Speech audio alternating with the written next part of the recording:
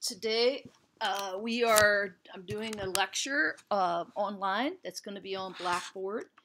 And we're going to start our news writing class talking a little bit about the history of American journalism. And so we kind of know our roots. The first one that I wanted to talk about is, let's see, Mark Twain. Who has heard of Mark Twain? His real name was Samuel Clemens. And if any of you in grade school read Tom Sawyer or The Adventures of I can't talk, Huck Finn, you know a little bit about Mark Twain. He was also known as a journalist, reporter, and he honed his craft in Nevada and California, writing columns and feature stories that made him popular all across America. You might want to look him up and check him out. Here's a little picture of him. And the next five legendary journalists every reporter should know about is Nellie Bly. I would highly recommend checking her out and her story. Very fascinating. She was called, and she was known, sorry I didn't have the date up there, she was known in 1864 to 1922. That time period, I'm just going to give you some relevance to the late 800s, being the Victorian times into the early 20s. There was times of prosperity, but also there was times in that time when business people, corporate businesses, there was a lot of corruption and things like that, societal issues. Her real name was Elizabeth Cochran, and she pioneered investigative journalism with her she would go boldly undercover. And one of the things she's most known for that I was looking at myself is that she went undercover. She would like pose as somebody who was crazy. Back then, you didn't have to do too much to be in an insane asylum. Sometimes it was a woman who was unwanted. Sometimes it was somebody with just anything, depression or basic mental illness, anything pretty much would get you locked up in an insane asylum. And these people were just like throwaway human beings. And she went undercover as, like I said, look up the story. It's fascinating. And she exposed what it was to be someone who was locked up away in an insane asylum. She did all different kinds of. She traveled around, and she let's see what she worked in a sweatshop to expose child labor abuses, and she was like a lot of the famous publicity stunts. She traveled around the world in 72 days. She did a lot. I would say she was one of the pioneers. Here's her picture. She was one of the early pioneers, and definitely for a woman to be doing this was pretty phenomenal. The third reporter that is important to know about is H.L. Mencken, 1880 to 1956. If you're looking for a biting, brilliantly noble social commentary, whether he's ranting about politics, he was the man. He's known for Democracy is the Art of Running the Circus from the Monkey Cage. That would be a fun one to look at. He became a journalism legend in the first half of the 20th century.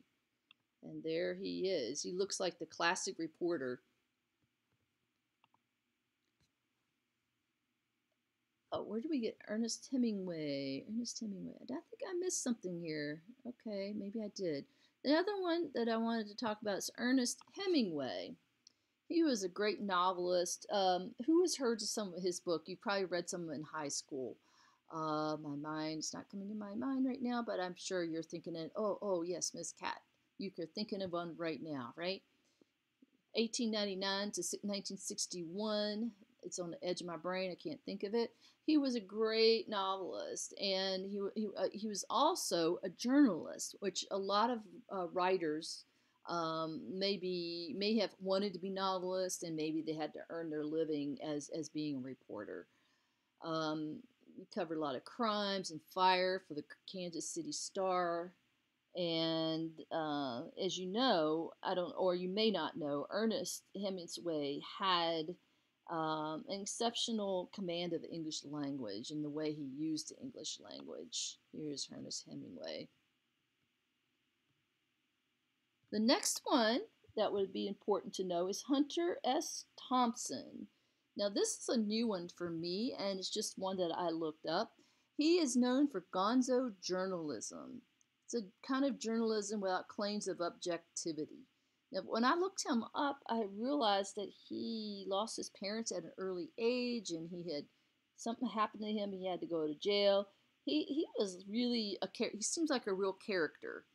Um, you may want to look him up and find some more information. I'm just going to glaze over it.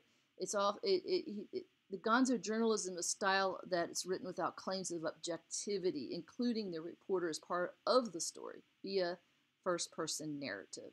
So, question is, do you think maybe that's more of an editorial or an opinion piece? It's a wacko blend of satire, profanity, and hallucinogenic exaggeration. It's crazily excessive and entertaining. So now we're going, oh, I did not mean to do that. Let's get rid of that one. So now we're going to talk about the birth of journalism. So what I find interesting is one of the things they talk about in the birth of journalism is journalism, let's just say, started off in ancient Egypt where people were writing hieroglyphics, and news has always been passed down. But we're going to start here in America. And one of my favorite periods in history is the Elizabethan era and the beginning of our country, the founding of our country, and the American Revolution.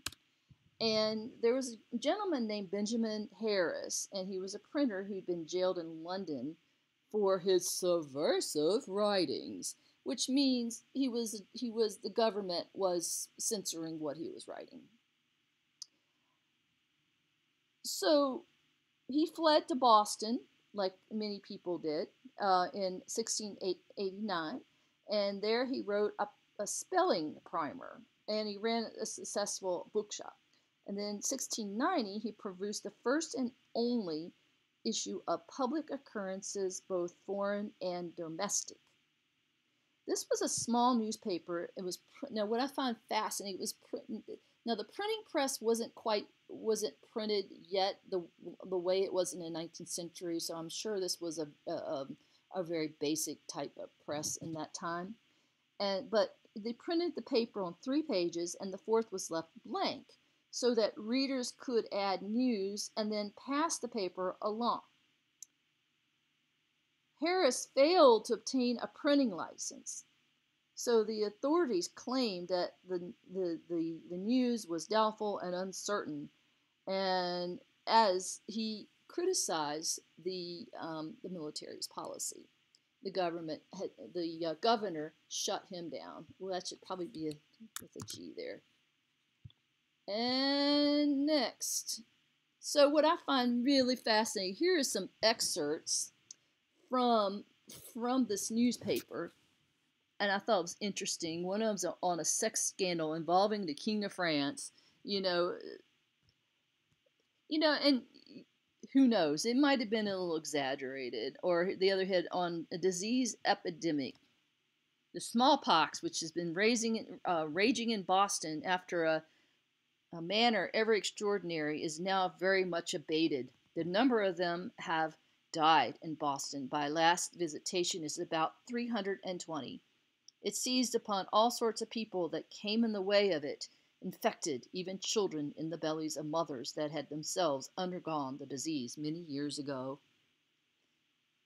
And here's another one that was interesting. On the first Thanksgiving, the Christianized Indians in some parts of Plymouth have newly appointed a day of thanksgiving to God for his mercy in supplying their extreme and pinching necessities under their late want of corn, and his giving them now a prospect of a very comfortable harvest.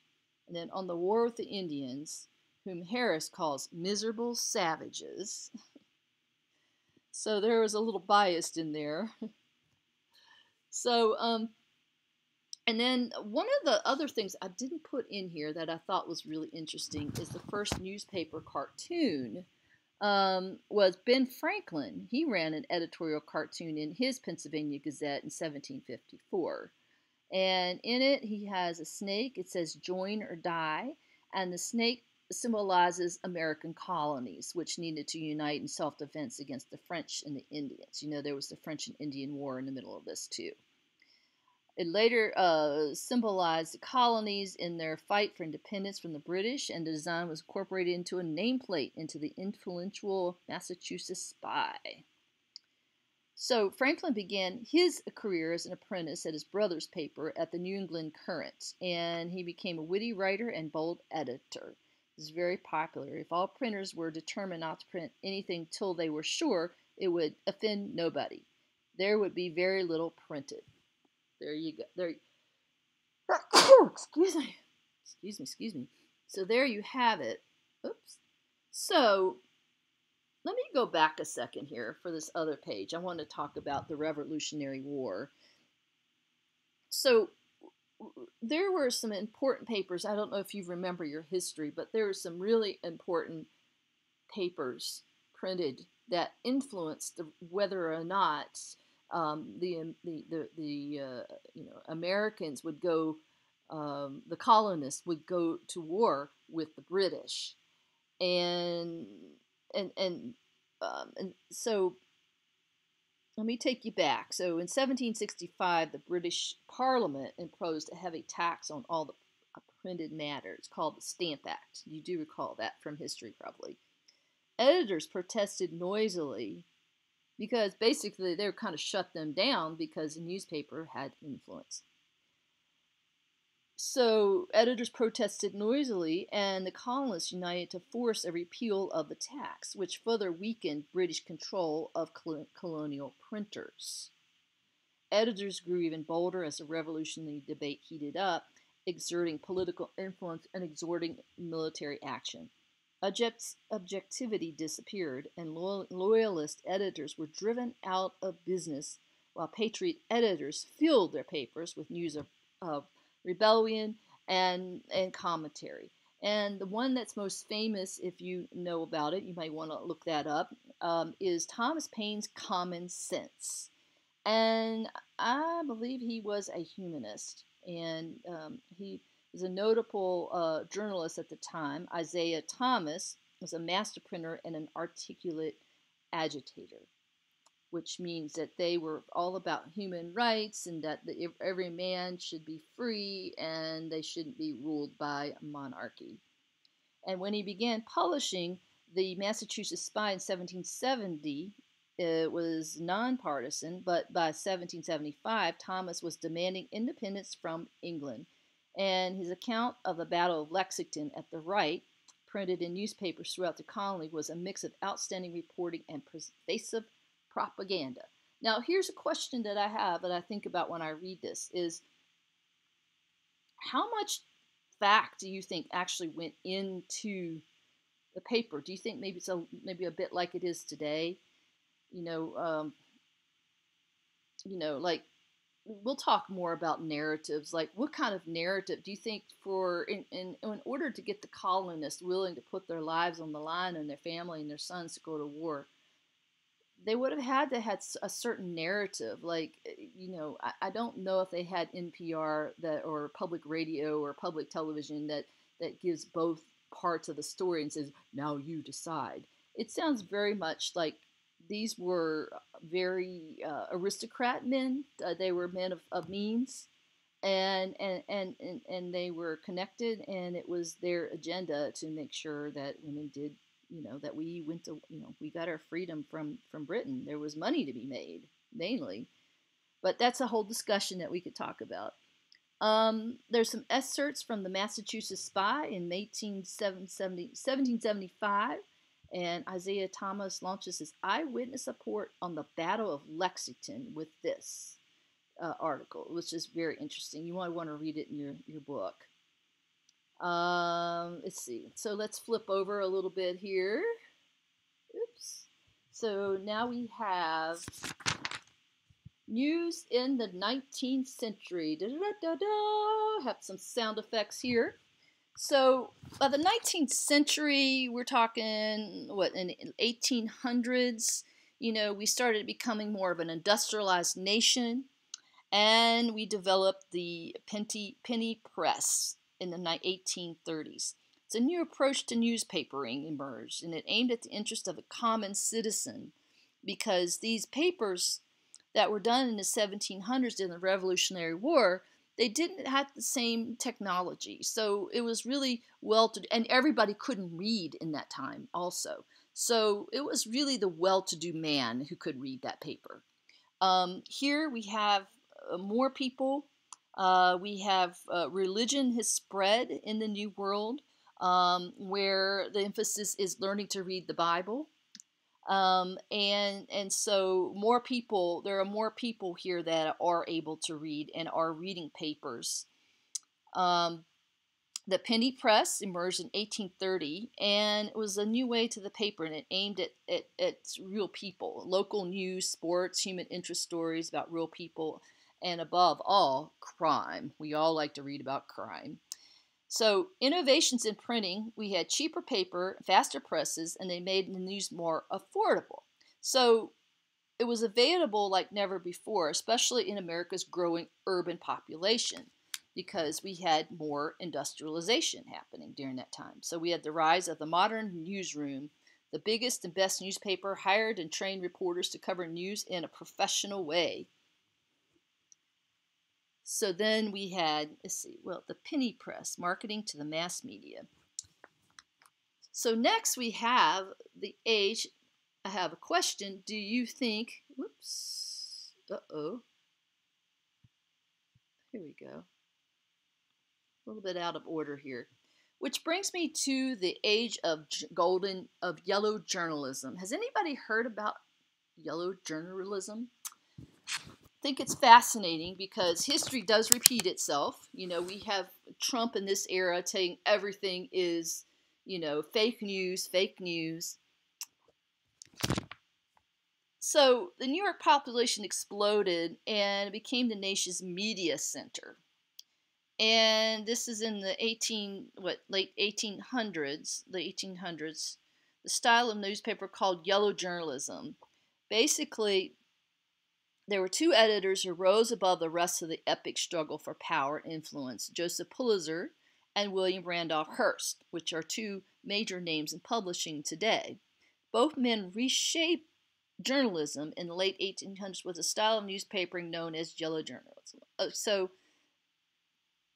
basically, what characterized yellow journalism? Well, they had loud headlines, sensational stories on sin and sex, and lavish use of pictures, often fake.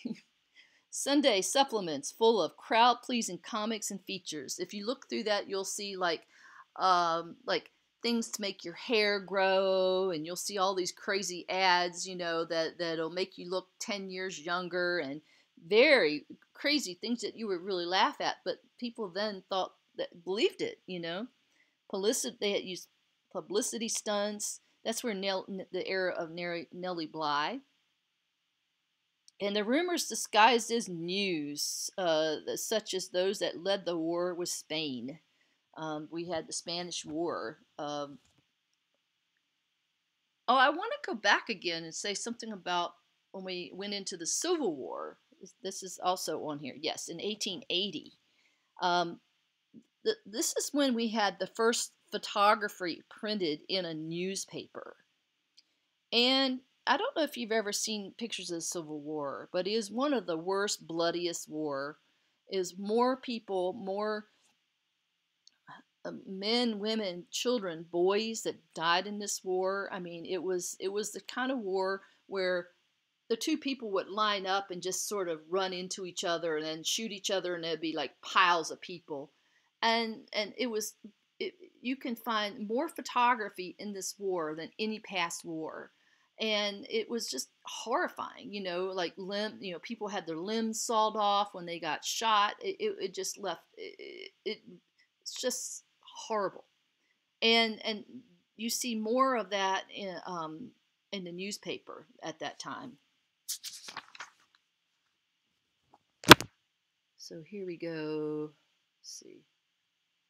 Oh yeah, propaganda. That was I jumped a page. So, news in the 20th century. I think I did skip a page here too. So you may want to just take a page and look in your book on page 12. The radio and television brought it into the media monopoly. So, around the 40s, by 1950, television wooed viewers and advertising by sight, sound, and unbeatable immediacy. And then by the 90s, so let me go back. So the 1950s, we had Walter Cronkite, I can't talk, Walter Cronkite. And basically, the newspapers surrendered their supremacy over everything, because before all we had was newspapers. But when we came into radio, they lured listeners with speech and music. And then we had, in the 40s, we had moving newsreels. They had visuals to the voices of the news. So my parents would talk about the old theater when they would go on a date. Before they would see the movie, they would have a newsreel that would tell you about World War II or Eisenhower or Roosevelt or what's going on, and then there would be a voiceover, and that's what the news would look like to say somebody was in their teens, that was dating. And then you had the 50s, and then in the 1990s, a new rival evolved, and that's online news via the internet. Also, want to say, around that time, we had CNN News, we had different news where it's around the clock news, because that didn't exist before then. You would have the 5 o'clock news, or you would have the morning news, but you never had around the clock news. So that changed media because they were hungrier for more content. You couldn't just have a few lead stories. If you notice now, the media, they have to have they repeat a lot of things, and they have to have a lot of content. So technology transformed the way news is delivered, just as it today.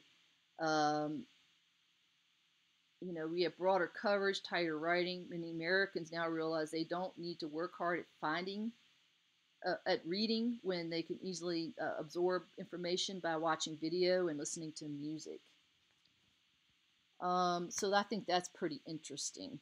So the next question is, are the newspapers doomed? That's a pretty hard question there